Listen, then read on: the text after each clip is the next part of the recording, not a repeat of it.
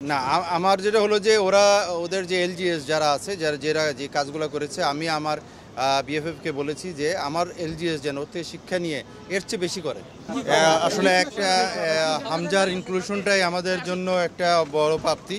আমি মনে করি যে শুধু আমাদের এখানে না, আমাদের এই সাউথ সাউথ কন্টিনেন্টের যে যারা আছে প্লাস ইন্ডিয়াও এই হামজাকে অনেক সুন্দরভাবে বরণ করে নিয়েছে এবং সবাই কিন্তু স্টেডিয়ামের মধ্যে হামজা হামজা বলেই প্রতিধ্বনি তুলেছিল। আমি মনে করি এটা এই সাবকন্টিনেন্টের জন্য একটা ভালো দিক হয়েছে যে এরকম মানের ফুটবলাররা আসলে হয়তো ভবিষ্যতে এই অঞ্চলের ফুটবলে ডেভেলপ হবে।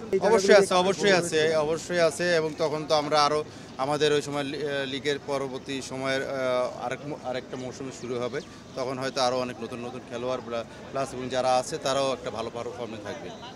আসলে স্ট্রাইকার বলতে তো না, একটা হলো জনি আর একটা হলো হৃদয়, যেটা করেছে সেটা মিডফিল্ডার হিসেবেই তারা ছিল। তো এখন সুযোগ আসবে, সুযোগটা কাজে লাগাতে হবে। হয়তো এখানে আপনারা দেখেছেন যে ফার্স্ট এতে কিন্তু খেলাটার একটা অন্যরকম ছিল, আর সেকেন্ড হাফে যে ওরা কিন্তু একটা ফিনিক দিচ্ছে। তো আমি মনে করি যত প্রতিকূলতার মধ্যে খেলেও বাংলাদেশ একটা যে আমরা এখন 1 পয়েন্ট নিয়ে আসতে পারছি, 3 পয়েন্ট নিয়ে আসতে পারলে ভালো হতো। এখন যেহেতু অন্যান্য গ্রুপের অন্য যেই খেলাটা সেটাও ড্র হয়েছে, আমি মনে করি যে এটা আমাদের জন্য এখনো স্কোপ আছে আমাদেরকে কোয়ালিফাই। আসলে এটা কে নামছে বা কে হয়েছে টিমে যখন যাকে দরকার সেভাবে চেঞ্জ করে নামিয়েছে এবং আমি মনে করি যে সবারই স্কোপ আছে এখানে আসার এবং সবাই খেলবে। না, আমার যেটা হলো যে ওরা ওদের যে এলজিএস যারা আছে যারা যে কাজগুলো করেছে আমি আমার বিএফএফকে বলেছি যে আমার এলজিএস যেন ওর থেকে শিক্ষা নিয়ে এর চেয়ে বেশি করে।